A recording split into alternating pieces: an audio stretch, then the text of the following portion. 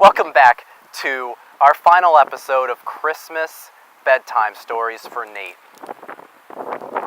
I'd like to take a moment to wish you all a Merry Christmas and to let you know that no matter where you are in the world, you can always celebrate Christmas and you can always give the gift of cheer to people.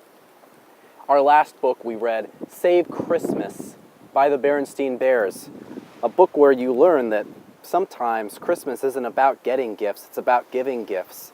It's about giving the cheer and the love and showing people how much you care about them.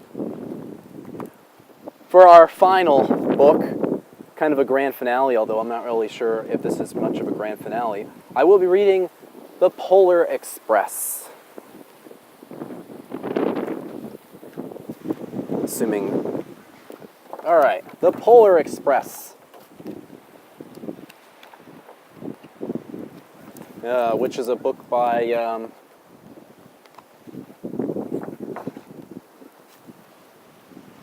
written and illustrated by Chris Van Allsburg. The Polar Express.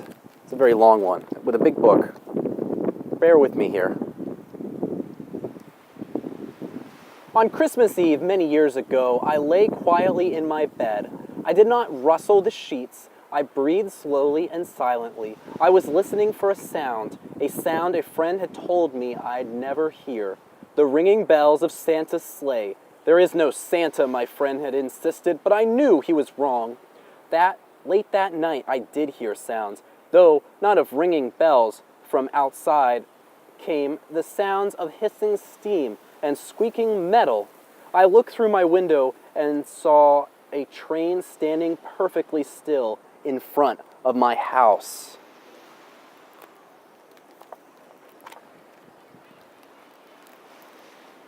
Oh, of course, this is going to be hard. It was wrapped in an apron of steam. Snowflakes fell lightly around it. A conductor stood at the open door of one of the cars. He took a large pocket watch from his vest, then looked up at my window. I put on my slippers and robe. I tiptoed downstairs and came out the door. "All aboard!" the conductor cried out. I ran up to him. "Well," he said, "are you coming?" "Where?" I asked. "Why, to North Pole, of course," was his answer. "Well, this is the Polar Express." I took his outstretched hand and he pulled me aboard. Oh my goodness.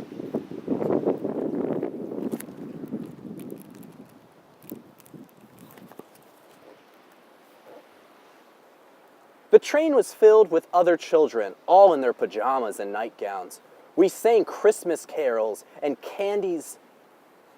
ate candies with nougat centers as white as snow. We drank hot cocoa as thick and rich as melted chocolate bars. Outside, the lights of town and villagers flickered in the distance as Polar Express raced northward.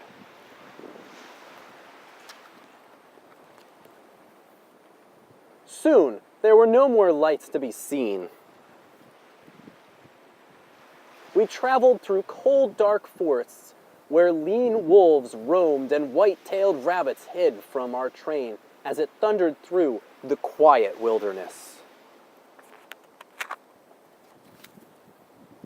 We climbed mountains so high it seemed as if we would scrape the moon, but the Polar Express never slowed down.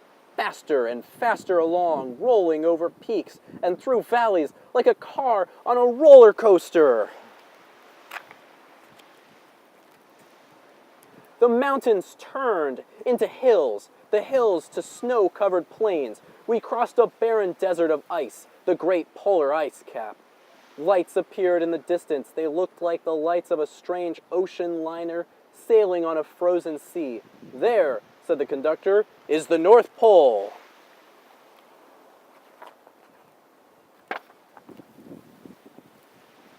The North Pole, it was a huge city, standing alone at the top of the world, filled with factories where every Christmas toy was made.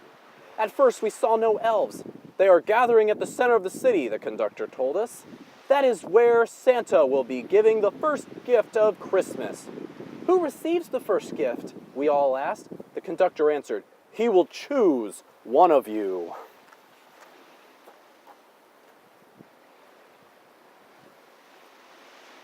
"Look," shouted one of the children, "the elves!" Outside we saw hundreds of elves. As our train drew closer to the center of the North Pole, we slowed to a crawl. So crowded were the streets that with Santa's helpers.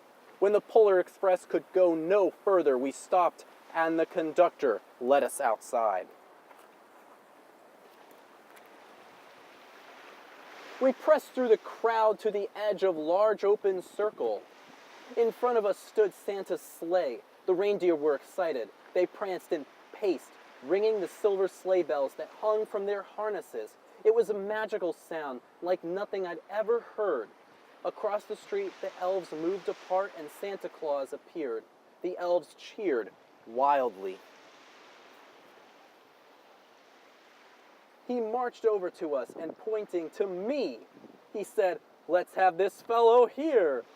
He jumped into his sleigh. The conductor handed me up. I sat on Santa's knee, and he asked, "Now, what would you like for Christmas?" Oh boy. I knew that I could have any gift I could imagine, but the thing I wanted most for Christmas was not inside Santa's giant bag. What I wanted more than anything was one silver bell from Santa's sleigh. When I asked, Santa smiled. Then he gave me a hug and told an elf to cut a bell from a reindeer's harness. The elf tossed it up to Santa. He stood, holding the bell high above him, and called out, "The first gift of Christmas."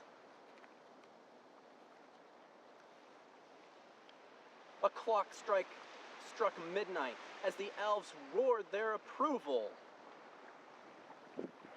Santa handed the bell to me, and I put it in my bathrobe pocket. The conductor helped me down from the sleigh. Santa shouted out the reindeers' names and cracked his whip. His team charged forward and climbed into the air. Santa circled once above us, then disappeared in the cold, dark polar sky. As soon as we were back inside the Polar Express, the other children asked to see the bell. I reached into my pocket, but the only thing I felt was a hole. I had lost the silver bell from Santa Claus's sleigh. "Let's hurry outside and look for it," one of the children said, but the train gave a sudden lurch and started moving. We were on our way home. It broke my heart to lose the bell. When the train reached my house, I sadly left the other children. I stood at my doorway and waved goodbye. The conductor said something from the moving train, but I couldn't hear him. "What?" I yelled.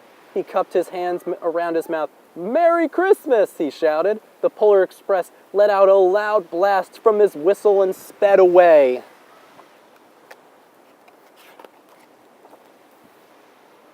On Christmas morning, my little sister Sarah and I opened our presents. When it looked as if everything had been unwrapped, Sarah found one last small box behind the tree. It had my name on it. Inside was the silver bell. There was a note. "Found this on the seat of my sleigh. Fix that hole in your pocket. Signed, Mr. C." I shook the bell, and it made the most beautiful sound my sister and I had ever heard. But my mother said, "Oh, that's too bad." "Yes," said my father, "it's broken." But I'd shaken that bell. When I'd shaken the bell, my parents had not heard a sound. At one time, most of my friends could hear the bell, but as years passed, it fell silent for all of them. Even Sarah found one Christmas. Did I skip a page? No. Okay, I'm sorry. At one time, most of my friends could hear the bell, but as years passed, it fell silent for all of them. Even Sarah found one Christmas that she could no longer hear its sweet sound. Though I've grown old, the bell still rings for me, as it does for all who truly believe. The end. I just want to wish everybody a Merry Christmas. To Nate, I love you. I miss you. I hope you have a wonderful Christmas. and I hope to see you. I will see you soon. For everybody else, don't forget to check out my other videos and to subscribe if you are interested in listening to me read more bedtime stories. Until next time, everybody have a wonderful evening.